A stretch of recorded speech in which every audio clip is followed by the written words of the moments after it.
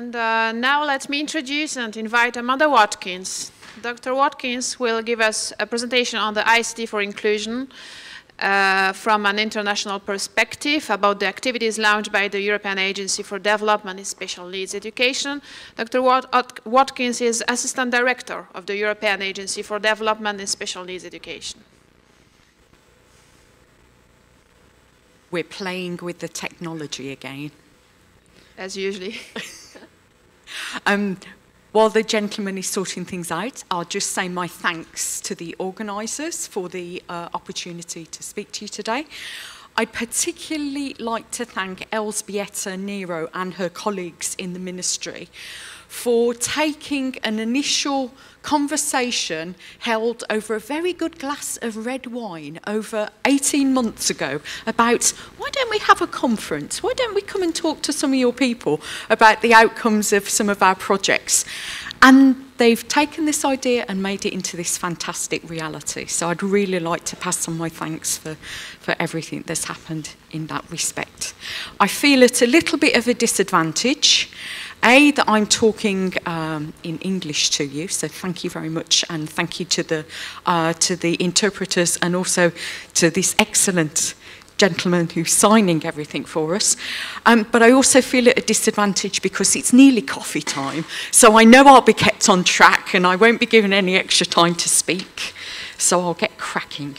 I'd like to talk to you today about various aspects of the European Agency's work where we've looked at the use of ICTs to support learners who have different sorts of disabilities and special educational needs. The topic of ICT has been really of high importance to all of our member countries for quite a few years. Our first project was back in 1999, and as Cor mentioned earlier, we only began work in 1996, 1997. So right at the very beginning of the agency's work, our member countries recognised the importance of ICTs for supporting learners with different needs. And since then, we've been involved in a number of different activities and projects. A network that was supported by DG Education Research, 2 projects which have looked at aspects of making information for learning more accessible, and my colleague Marcella will present some of the outcomes of those projects to you a little later. We've also been involved in a practice review working with UNESCO IITE, looking at the use of ICTs for people with disabilities across different sectors, school through to higher education and adult education. And we've recently worked with UNESCO and the Global Initiative for Inclusive ICTs in Education on developing a model policy document for using ICTs in inclusive education and to support policymakers in thinking about how they can meet the requirements of the United Nations Conventions with this respect. But the main information I'd like to present to you today comes from a project which we're just completing, which has looked at the use of ICT to support inclusion of learners with different needs in mainstream education settings. A little bit of background to the area that we feel we're working on here. When we talk about people with disabilities and special needs, we're talking about an extremely diverse group of learners. But the United Nations figures and figures from the World Health Organization suggest that there are at least 500 million people worldwide with recognised disabilities. That's an awful lot of people who could benefit from ICT. In Europe, a conservative estimate is that there are 10% of the population who have some form of recognised disability. But if we talk about the population of learners in schools who have special educational needs, well then that's a far broader population than just those who may have a disability that we could recognise as some sort of medical impairment or difficulty arising from a medical form An estimate that we work to in the agency, and Core presented some information earlier about this, is that there could be up to 20% of learners having some form of temporary or permanent need that requires some form of additional support and adaptation on the part of school teachers. And ICT is increasingly seen as a tool for meeting all learners' needs. But we really have to acknowledge that the information society and the knowledge societies, as is now increasingly being talked about, really is far from a reality for all European school pupils. The digital divide is still with us. And with the developments in technology, the developments in possibilities of use of ICTs, this digital divide has the potential to grow, and its effects have the potential to be felt even more by some learners who really are the most vulnerable to exclusion. There are globally a number of policy initiatives and policy frameworks and directives which impact on all European countries' work, including the work going on in Poland. The World Summit on the Information Society back in 2005 in the Tunis conference made a commitment to promoting the use of ICT and information technologies for people with disabilities as a priority area. We've already heard from the previous speaker about standards that exist which can guide the work of people working in these areas. And the WAI, W3C, and standards such as DAISY and new EPUB 3 standards really are quite important drivers and guidelines for people's work. At the European level, we have the Digital Agenda for Europe, and Action 63 and Action 65 in particular are directing people's thinking in this respect. The European Commission produced conclusions on the Accessible Information Society in 2009, and there's a standardisation mandate which all European countries are signed up to, and they're increasingly being expected to work towards. Now, if you're interested in these policy initiatives, one of the outcomes of our ICT project has been a policy review looking at some of the key documentation which affects education. And the reason I'm raising all of these points is that even though these very technical policy documents might not seem to be so relevant for schools and teachers, increasingly they are.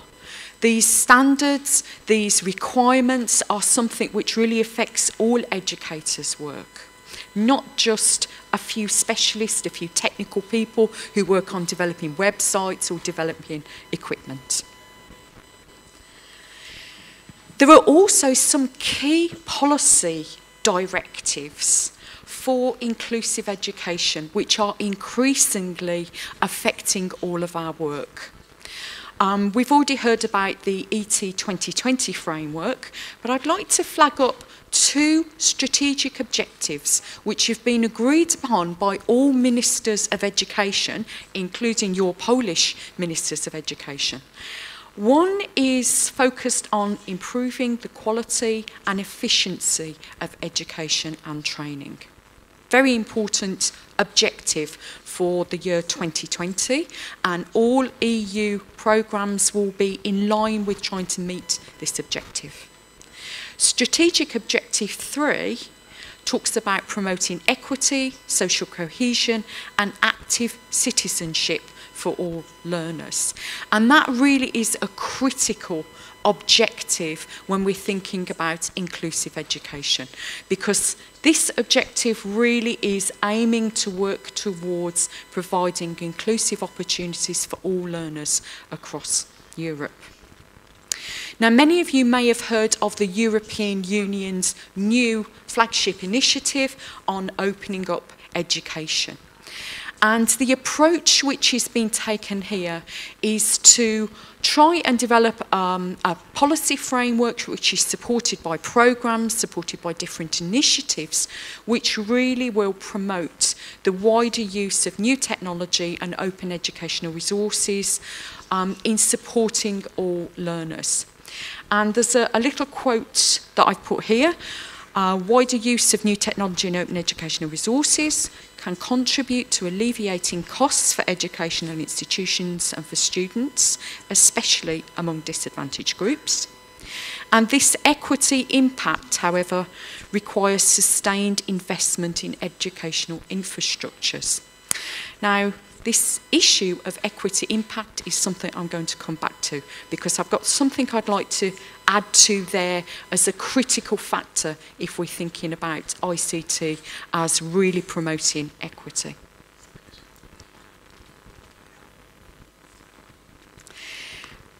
ICTs in inclusive education really can be seen as an international policy imperative.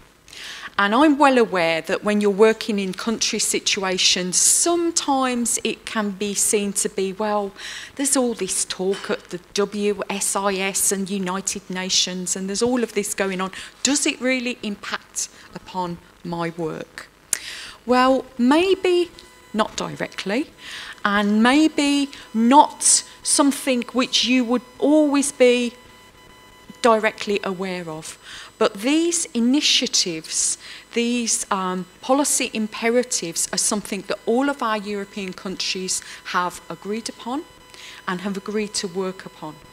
And so we really are at a stage when we need to think about inclusive education and the use of ICTs to support inclusive education as not something which is optional, and it's not something which we should be thinking, oh, should we do it? Is it possible?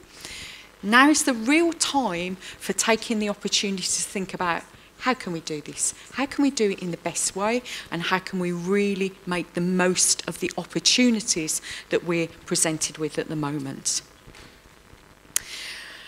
We've heard quite a bit already this morning about the UN Convention on the Rights of Persons with Disabilities. Article 24, you probably all know about already, but I think it's worthwhile mentioning that there are two other articles within that convention which really are drivers for thinking about the use of ICTs and people with different needs. Article 9 gives a definition of accessibility.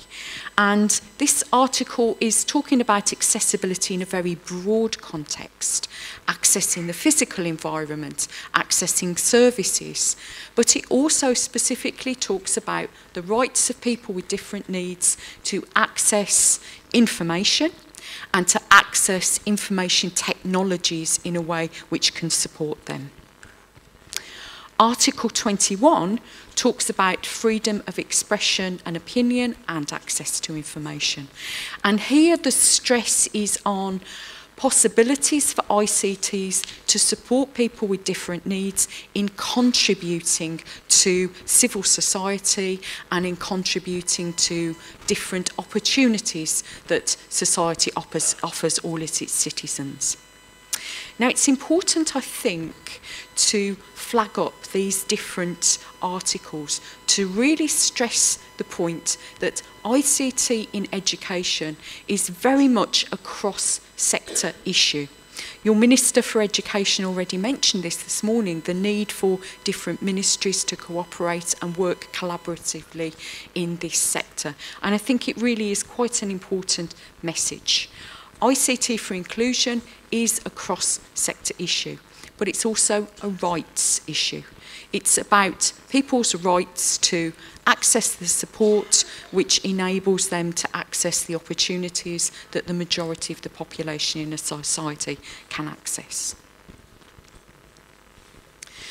There are a number of arguments that we can see as being quite important when we're thinking about this topic, and they're going to be picked up on by some of my colleagues who are following me now. First of all, it's quite important that we keep in mind that learners with disabilities and special educational needs are really vulnerable to exclusion across the different education sectors, and therefore any strategies, any initiatives we have for using ICT to promote learning should be something which is across different education sectors and not just focused on, say, the compulsory schooling sector. We can really see a growing momentum of thinking about inclusive education, not just being about the learning of some learners, but really inclusive education has been a quality imperative for all learners, and that the active participation of learners with disabilities and special needs in mainstream settings in the long term is not just cost effective, but it also leads to the elimination of discrimination, and it can really be a key driver for promoting wider social inclusion. And a key issue in supporting these arguments is how can we make ICTs as inclusive as possible so that they can enable all learners to learn according to their own individual learning preferences. Within the UN Convention, there are a number of themes which have come back to again and again in using ICTs, and 5 of these can be seen to be recurring themes which impact on the use of ICT in inclusive education. We use these 5 themes as the basis for our ICT in inclusion project, and all of the information we collected and all of the discussions we've had with our countries have been around these 5 themes. The idea that ICT should be considered as a tool for promoting equity in education. Access to ICT should be considered a rights issue and it's an entitlement for learners. That the training of educational professionals in using general ICTs and specialist ICTs is a critical priority area. That the promotion of ICT research and development really requires a multi-stakeholder approach, and it requires learners and their families who have different requirements to be involved in that research process. And finally, data collection and monitoring is a critical area. Sorry, I didn't see that, Maria. How long have I got left? 10 minutes, I'm on good time. We'll be going to coffee break early, you'll be pleased to hear. As a result of thinking about these 5 thematic areas, a key finding from our project has been a consideration of what we might mean by inclusive ICTs. And here we can see that there are 2 interconnected factors. The first of these, and increasingly the most important of these factors, is that commercially available products must be based on universal design principles. We need mainstream technologies in schools which have accessibility features built in from the start, and that young people can learn to use in the best ways that suit them. If we work to the principle of accessible mainstream technologies, then really some of the debates and the calls for more widespread assistive technologies are lessened. There's less of a need for specialist technologies if mainstream technologies are developed and available in accessible formats at the starting point of their availability. We can see from country discussions that are happening across Europe at the moment that there really are a number of critical aspects for policy implementation when we're talking about ICT for inclusion. The first of these is the need to involve different stakeholders in discussions about what's needed, how it should be provided, how things could be improved, how things can be developed in the short and long term. And listening to the voices of learners with disabilities and their families is really quite an important issue with this respect.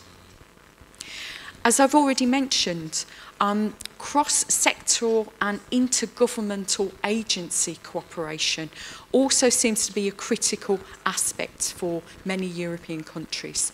Increasingly, people are recognising this can't just be an issue for, say, the Ministry of Education. There needs to be involvement of specialist departments, ministries for information technology, health sector providers, also national strategies for the use of IT in society need to be considered within these debates. Implementing ICT for inclusion really requires multi-level policy objectives. We need ideas and goals and aims and objectives that are relevant not just at national level and regional level, but also at school level. And communicating aims and objectives of policies is a really important factor if the goals of ICT for inclusion are really going to be translated at school level. There's need for progressive policy implementation, and an important point here is that this really is quite a long-term journey, and it really is something which needs long-term vision and long-term strategy in terms of plans that are followed through with strategic action and implementation. And an element of that really is monitoring what's going on, involving users on a long-term basis in talking about effects for them and possibilities for them. I think if there was one key message that I'd like to share to the organisers of the conference today that's emerged from our work, though, it would be the need for policy vision and leadership for ICT for inclusion. There really is a need for a champion, somebody who will say, this is a bit of a passion, and we're really going to push through initiatives which bring together the different stakeholders, bring together the different areas of knowledge and the different sectors in this topic, and then really work towards a long-term goal of making ICTs as inclusive as possible and as available as possible for meeting a wider range of needs as possible. There seem to be 4 critical, very practical levers that could help in enacting that vision of ICT for inclusion. And the first of these is a very, very practical lever indeed. And that is that public procurement policies, the policies about what do we buy, what equipment are we purchasing for schools and educational institutions, should have accessibility as a criterion built in. Public money should be spent on accessible ICTs.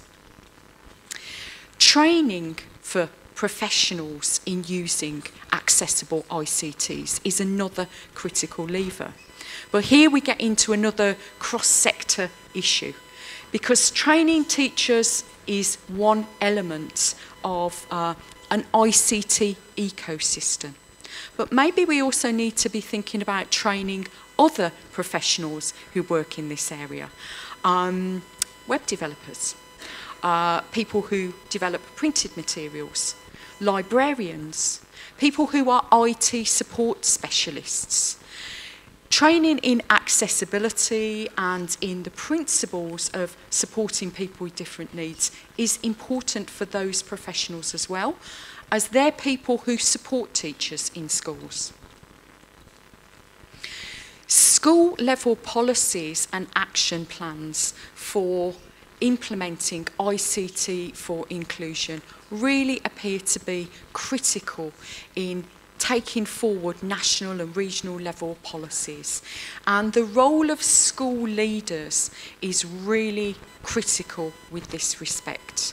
A number of countries are talking about possibilities for specialist training programs for head teachers in using ICT for inclusion. And one of the critical aspects they're talking about there is possibilities not just for raising head teachers' awareness of the potential of ICT, but really trying to change their attitudes, change their thinking in some key ways. And finally, nearly coffee time, we're nearly there. I'd like to come back to this issue of equity impact that's raised within the European Commission Opening Up Education initiative. The European Commission programme on opening up education really is quite forward-thinking. It's got high ambitions, and it talks quite a lot about access. But there's actually something that they are really missing in the thinking here, and I would hope that we can encourage people who are working within this programme to have a broader view of what access means.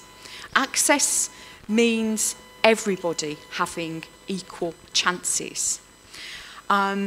Equity impact means that accessibility must be considered within the Opening Up Education initiative. Accessibility in terms of providing people with equal chances in using ICTs and in using ICT as a support for their learning really must be at the heart of the initiatives and the work that are done within those initiatives. And it really needs an ICT infrastructure which is based on principles of universal design for all learners.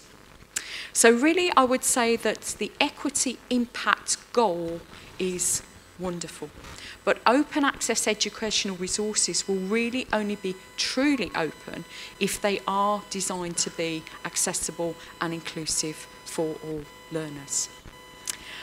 Okay, I think I've got at least 2 minutes spare, Maria.